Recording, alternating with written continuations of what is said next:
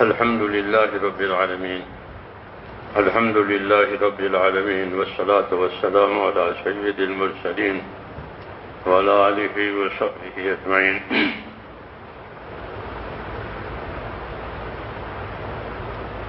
میرے پیارے بھائیو، ہماری زندگی کے دو پہلو ہیں،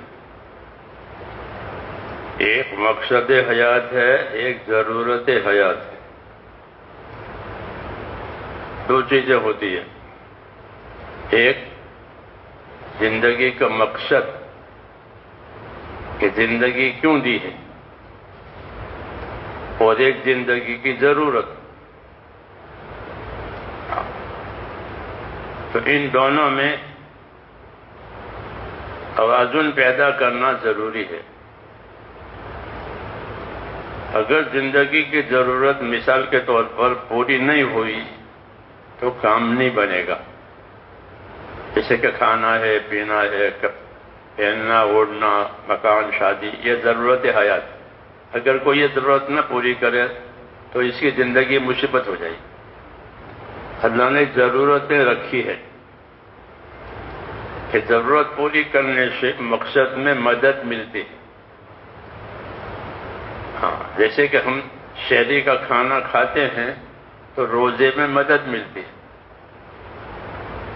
اس کو ضرورت کہتے ہیں کہ جب وہ پوری ہو جائے تو اصل مقصد میں مدد ملے، اصل مقصد آسان ہو جائے. اس لیے اللہ نے ضرورتیں بھی پیدا کی ہے اور اللہ نے زندگی کا ہم کو مقصد بھی بتایا کہ ہماری زندگی کا کیا مقصد ہے، زندگی کیوں دی ہے. ہاں، تو اللہ تعالیٰ پیدا کرنے والا ہے تو پیدا کرنے والا ہی بتائے گا کہ زندگی کیوں دی ہے. جیسے دوا بنانے والا بتاتا ہے کہ یہ دوا کیوں بنائی ہے، پینے کی ہے، کھانے کی ہے، لگانے کی ہے.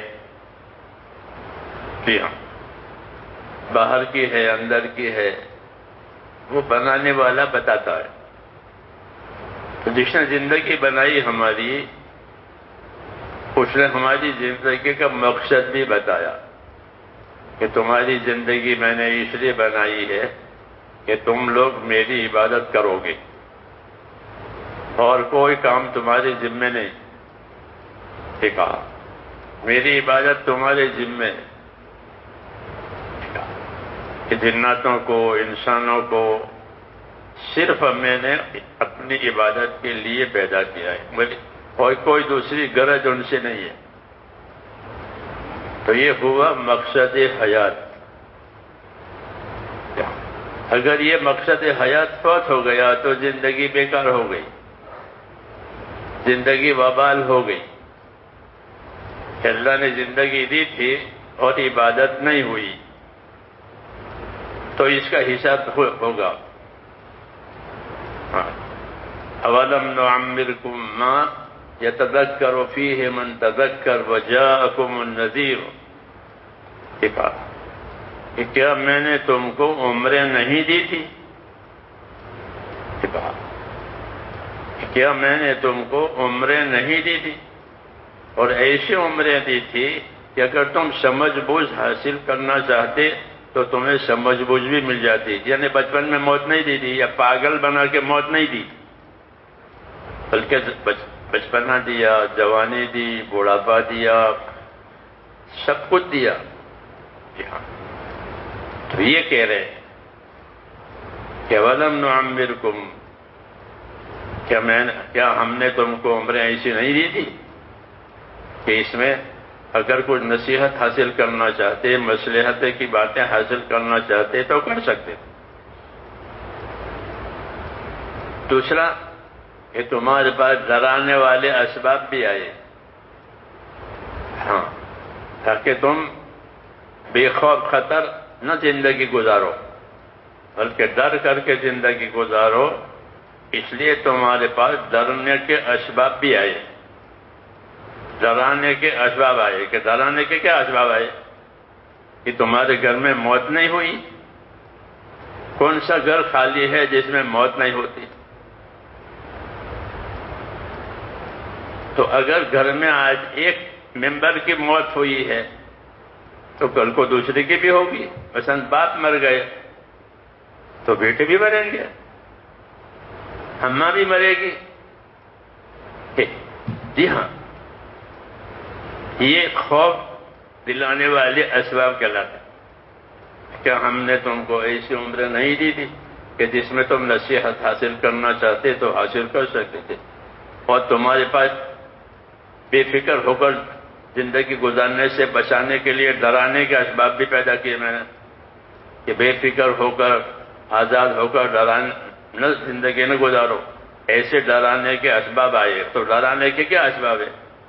کہ تمہارے گھر میں موت نہیں ہوئی، ماں کی، باپ کی، بھائی بہن کسی کی ہوتی ہے، کوئی گھر خالی نہیں ہے. تو ڈرانے کے اسباب بھی آئے کہ اگر آج ان کی ہوئی ہے تو کل کو ان کی بھی ہوگی. اور ڈرانے کا اسباب کیا؟ کہ بوڑھاپا نہیں آیا، بوڑھاپا نہیں آیا، کہ بچپن کی، جوانی کی ساری چیزیں ختم ہو گئی، وہ بوڑھاپا آ گیا. ہاں، تو جب بوڑھاپا آ گیا، کمزوری آ گئی، تو کمزوری کے بعد تو فنا ہونا ہوتا ہے. تو یہ اسباب تمہاری زندگی میں پیدا نہیں ہوئے تھے نصیحت حاصل کرنے کے لیے کہ ابا بوڑھے ہو گئے اور بوڑھے ہو کر مر گئے، دادا بوڑھے ہو گئے، بوڑھے ہو کر مر گئے. فجاءکم النذیر، تمہارے پاس ڈرانے کے اسباب آئے. اب اس کے بعد بھی کوئی نہ کرے، ہاں، تو پھر یہ معاملہ سخت ہے، پھر سزا ہوگی. یہ نصیحت کی اللہ تعالیٰ نے ہم کو، کہ ہم نے تم کو عمریں دی تھی، عمر میں پھر ایسے اسباب پیدا کیے تھے ڈرانے کے، احتیاط کرنے کے، تاکہ ڈر کر کے احتیاط سے زندگی گزارو.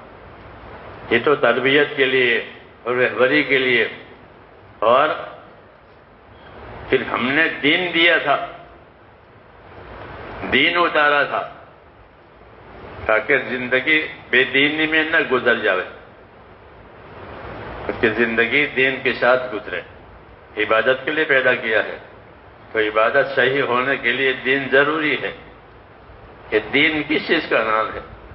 کہ دین ایمان اور علم کا نام ہے. دین ایمان کا نام ہے اور علم کا نام ہے. دین کے یہی دو حصے ہیں.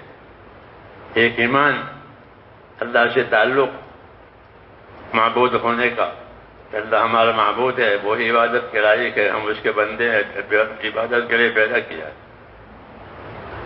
وہی ہمارا پالنے والا ہے، اس کے ہاتھ میں حیات موت ہے. یہ تو اللہ کا تعلق. جی ہاں، یہ تو اللہ کا تعلق. پھر اللہ کے تعلق میں کیا کیا کرنا ہے؟ تو اس کے لیے میرے بھائیوں اللہ نے علم اتارا، تاکہ ہر ایک اس علم کو حاصل کرے. جیسے دنیا کا علم حاصل کرتے ہیں دنیا کی راحت کے لیے، لوگ دنیا کی ڈگریاں حاصل کرتے ہیں، لوگ دنیا میں ہنر سیکھتے ہیں. کیوں؟ تاکہ آرام سے زندگی گزرے. جی ہاں، جو پڑھے لکھنے وہ ڈگریاں حاصل کرتے ہیں، دوسرے کوئی اور ہنر سیکھتے ہیں. جی ہاں، کیوں؟ تاکہ زندگی آرام سے گزرے، راحت سے گزرے. تو جس طرح زندگی کی ضرورتوں میں آرام چاہتے ہیں، راحتیں چاہتے ہیں، اس طرح زندگی کے مقصد کے اندر بھی یہ چیزیں حاصل کرنے کی. جب زندگی کا مقصد اللہ نے عبادت ٹھہرایا تو وہ عبادت ہی صحیح ہو جائے، تاکہ اللہ تعالیٰ سے معاملہ صحیح رہے. اس لیے میرے بھائیوں، ہم امت کو دین سیکھنا ضروری ہے. ہاں، دین سیکھنا ضروری ہے. دین میں عقائد اور اعمال ہیں. جو چیزیں غیب کی ہے ان پر ایمان لانا، کہ اللہ ایک ہے، وہی اکیلا ہے، وحدہ لا شریک ہے. پھر فرشتوں پر ایمان لانا، کتابوں پر ایمان لانا، نبیوں پر ایمان لانا، اور جو آخرت کی باتیں ہیں، جنت کی، دوزخ کی، حساب کتاب، قبر، قیامت، یہ سب عقائد کہلاتے ہیں. ان کا جاننا اور ان کا ماننا دونوں ضروری ہے. یہ وہ چیزیں ہیں کہ جو غیب میں ہے، ہم کو اس کی خبر دی ہے. نبی کا ترجمہ ہوتا ہے خبر دینے والا. عربی کا لفظ ہے، بڑی اہم خبر کو نبا کہتے ہیں. نبا، بڑی اہم خبر. تو نبی جتنی خبریں دیتے ہیں وہ بڑی اہم خبر ہوتی ہے کہ نبی کے سوا کوئی دوسرا دے ہی نہیں سکتا. اس لیے ان کو نبی کہتے ہیں. بڑی اہم خبر دینے والا، جو بھی ہوئی نہیں ہے ہونے والی ہے. دنیا میں وہ خبریں آپ کے سامنے آتی ہے جو ہو چکی ہیں. کل کہیں آگ لگی ہے تو آپ کے پاس وہ خبر آئی تو ہو گئی. وہ تو آگ لگ گئی. جو چیز ہو چکی ہے اس کی خبریں دنیا میں آتی ہیں. جو ہونے والی ہیں وہ خبریں نبی دیتے ہیں. یہ فرق ہے. یہ فرق ہے کہ جو بات ابھی ہونے والی ہے اس کی خبر پہلے سے دی ہے نبی. تمہارے ساتھ یہ ہوگا، تمہارے ساتھ یہ ہوگا، تمہارے ساتھ یہ ہوگا. اگر یہ نہیں کرو گے تو یہ ہوگا، اور یہ کرو گے تو یہ ہوگا. اس کو غیب کی خبریں کہتے ہیں. اگر دیکھے، ہم نے دیکھی نہیں ہے لیکن وہ بتا رہے ہیں. اور وہ ماننا ضروری ہے. اس کو ایمان بالغیب کہتے ہیں کہ بن دیکھے جو خبر نبی دیں وہ مانو. تو وہ ایمان صحیح ہے. ایمان بالغیب کہ بغیر دیکھے نبی کی بات کو مان لیا. نبی بتائے گا کہ قبر میں یہ ہوگا، قیامت میں یہ ہوگا، آخرت میں یہ ہوگا. یہ خبر دی ہے. اس کا جاننا ضروری ہے. اس کا جاننا ضروری ہے کہ اگر اس کو نہیں جانیں گے تو زندگی بے قابو ہوگی. کیونکہ کسی خطرے کی خبر نہ ہو تو آدمی بے قابو رہتا ہے، اور جب کسی خطرے کی خبر ہوتی ہے تو چوکنا رہتا ہے. قاعدے کی بات ہے. کسی خطرے کی خبر تو آدمی چوکنا رہتا ہے، اور کسی خطرے کی خبر نہ ہو تو پھر وہ بھی کرے. تو ہم کو خطرے کی خبریں دی ہیں کہ ہاں یہ ہوگا، یہ ہوگا، یہ ہوگا. اگر بات نہیں ہوئی ہے تو پھر یہ ہوگا. ایسے ہی بشارتیں بھی دی ہیں کہ اگر کام صحیح ہوا تو پھر یہ ہوگا، اور یہ ہوگا، اور یہ ہوگا.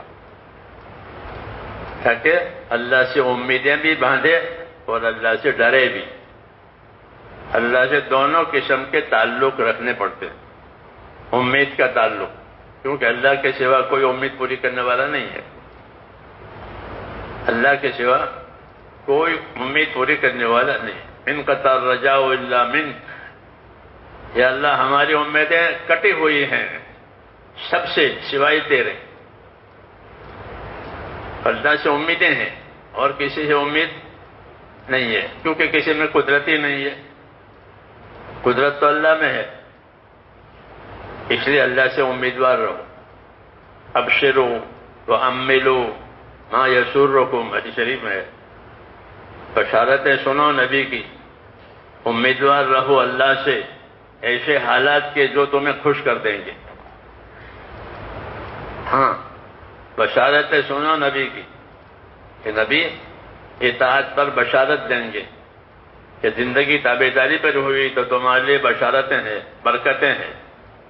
حالات کی درستگی ہوگی، حالات درست ہو جائیں گے. ہاں، کیوں کہ زندگی اطاعت والی ہے، زندگی تابعداری والی ہے. اطیعوا اللہ واطیعوا الرسول لعلکم ترحمون. تو کہا کہ اطاعت کرو اللہ رسول کی تاکہ تم پر رحم ہو جائے. تو اللہ کی اطاعت و تابعداری یہ رحم کا سبب ہے. دوسرا کوئی سبب نہیں ہے رحمت آنے کا سوائے اطاعت کے. جب اللہ کی اطاعت ہوگی تو اللہ کی رحمتیں ہوگی. پھر اللہ کی رحمتوں سے سارے مسئلے حل ہو جائیں گے. اس لیے ہماری زندگی اطاعت والی عبادت والی بنائی ہے، آزاد ہم نے نہیں چھوڑا ہے. ہاں، اور یہ اس وجہ سے کہ جب اطاعت ہوگی تو اللہ تعالیٰ کی تائید اور اللہ کی مدد ہمارے ساتھ ہوگی. اس لیے ہم کو ہے کہ اللہ سے امیدوار رہو، اللہ کی بشارتیں سنو، ہاں، اور ان بشارتوں پر عمل کرو کہ اللہ تعالیٰ کیا کیا انعام دینے والے ہیں. اطاعت پر، تابعداری پر، فرائض کے ادا کرنے